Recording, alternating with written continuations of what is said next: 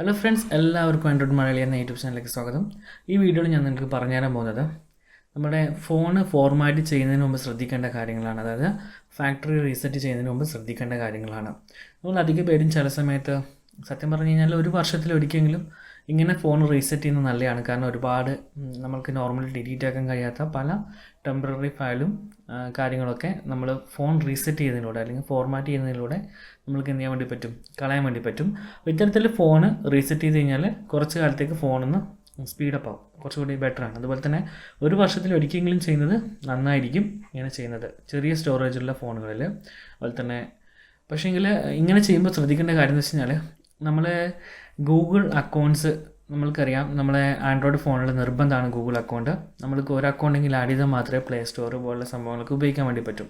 അപ്പം അധികം പേരും ചെയ്യുന്ന കാര്യം വെച്ച് കഴിഞ്ഞാൽ ഇങ്ങനെ ഒരു യൂസർ നെയിമും പാസ്വേഡും കൊടുത്തിട്ട് ഒരു അക്കൗണ്ട് ക്രിയേറ്റ് ചെയ്തിടും, എന്നിട്ട് അങ്ങനെ ഉപയോഗിക്കും. പിന്നെയും ചിലപ്പോൾ 1, 2, 3 അക്കൗണ്ടൊക്കെ ഉണ്ടാവും.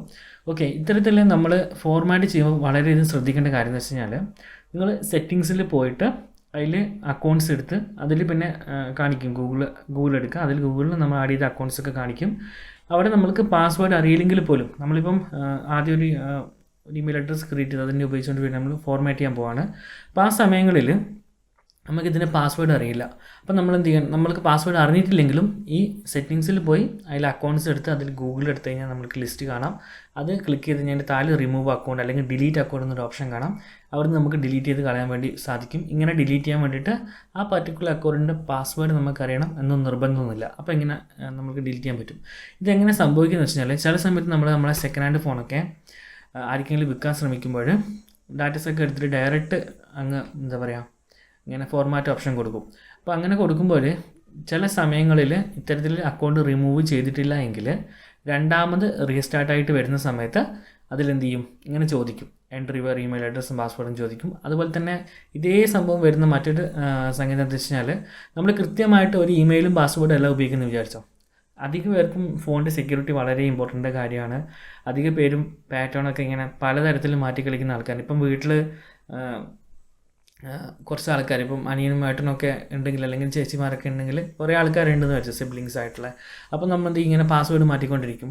അപ്പോൾ ഇങ്ങനെ പാസ്വേഡ് മാറ്റിക്കൊണ്ടിരിക്കുമ്പോൾ എന്തായാലും ചില സമയത്ത് നമ്മൾക്ക് മാറിപ്പോകും. അധികം നമ്മൾ രാത്രിയിൽ പാസ്വേഡ് മാറ്റിയിട്ട് രാവിലെ ഉറങ്ങി എണീക്കുമ്പോഴായിരിക്കും എത്ര അടിച്ചിട്ടും കിട്ടില്ല. അപ്പോൾ രാത്രി സെറ്റ് ചെയ്ത പാസ്വേഡ് നമുക്ക് ഓർമ്മയുണ്ടാവും. നമ്മുടെ മനസ്സിലൊരു പാസ്വേഡ് ഉണ്ടാവും, അത് അടിച്ചെടുക്കും, ഇത് തന്നെയാണ് ഞാൻ രാത്രി സെറ്റ് ചെയ്തെന്ന് നമ്മൾ വിചാരിക്കും, പക്ഷേ അത് അടിച്ചാൽ തുറക്കില്ല. അപ്പോൾ ഇത്തരത്തിൽ സംഭവിച്ചു കഴിഞ്ഞാൽ നമ്മൾ എന്ത് ചെയ്യും, ഫോണിൻ്റെ പവർ ബട്ടണും വോളിയം ബട്ടണും ഞെക്കി പിടിച്ചിട്ട് ഹാർഡ് റീസെറ്റ് ചെയ്യും. പക്ഷെ ഇങ്ങനെ ചെയ്യാൻ നിങ്ങൾ ഓർക്കുക, ഗൂഗിളിൻ്റെ ഒരു അക്കൗണ്ട് സേഫ്റ്റി ഫീച്ചറിൻ്റെ ഭാഗമായിട്ട് രണ്ടാമത് റീസ്റ്റാർട്ടായിട്ട് വരുമ്പോൾ അതിൽ ആദ്യം എൻ്റർ ചെയ്തിരിക്കുന്ന ആ ഗൂഗിൾ അക്കൗണ്ടിൻ്റെ യൂസർ നെയിമും പാസ്വേഡും ചോദിക്കും.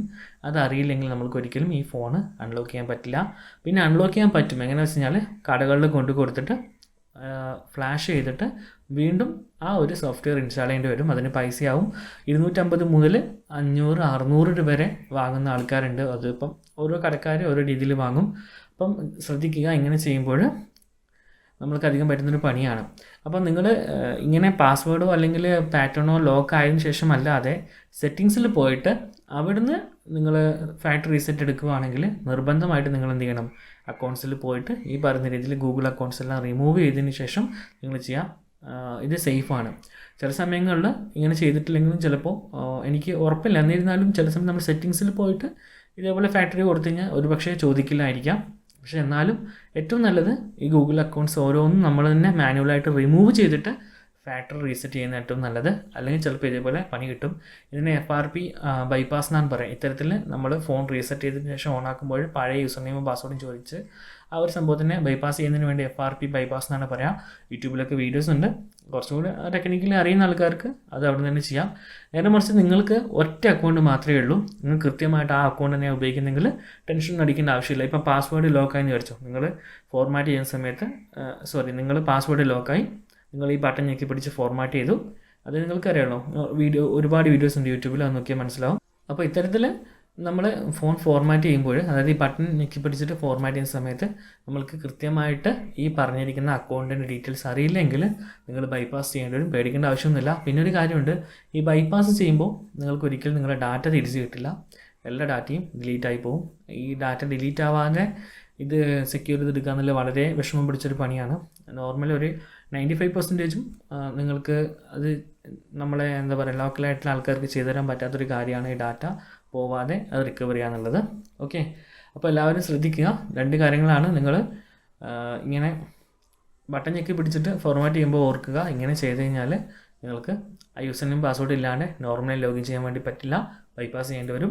ഇനി അഥവാ സെറ്റിങ്സിൽ തുറന്നിട്ട് നിങ്ങൾ അറിഞ്ഞുകൊണ്ട് റീസ്റ്റോർ ചെയ്യുകയാണെങ്കിൽ എന്ത് ചെയ്യാനല്ലോ, നിങ്ങൾ കൃത്യമായിട്ട് സെറ്റിങ്സ് അക്കൗണ്ട് അതിൽ ഗൂഗിൾ കൊടുത്തിരിക്കുന്ന അക്കൗണ്ടൊക്കെ റിമൂവ് ചെയ്ത് കളഞ്ഞിട്ട് ശേഷം നിങ്ങളെ ഫോൺ റീസെറ്റ് ചെയ്യുക. അതായിരിക്കും ഏറ്റവും ബെറ്റർ ആയിട്ടുള്ള മാർഗ്ഗം. അതുപോലെ തന്നെ ബാക്കിയുള്ള എങ്ങനെ ചെയ്യുന്നതിന് മുമ്പ് നമ്മൾ സെറ്റിങ്സിൽ പോയി ചെയ്യുന്നതിന് മുമ്പായിട്ട് നിങ്ങളെ കോൺടാക്ട്സ് ബാക്കപ്പ് ചെയ്യുക. അതുപോലെ തന്നെ നമ്മളെ ഫോണിൽ സേവ് ചെയ്യുന്ന കോൺടാക്ട്സ് എങ്ങനെയാണ് നമ്മൾക്ക് എല്ലാ കാലത്തേക്കും ഉപയോഗിക്കുന്ന രീതിയിൽ ആക്കിയെടുക്കുക എന്നുള്ളതിൻ്റെ ഒരു വീഡിയോ ഉണ്ട്, നമ്മുടെ ചാനൽ സെർച്ച് ചെയ്താൽ കിട്ടും. അത് നോക്കിയിട്ട് ബാക്കപ്പ് എങ്ങനെ കോൺടാക്ട്സുകളൊക്കെ എങ്ങനെ ബാക്കപ്പ് ചെയ്യാമെന്ന് മനസ്സിലാക്കി വെക്കുക.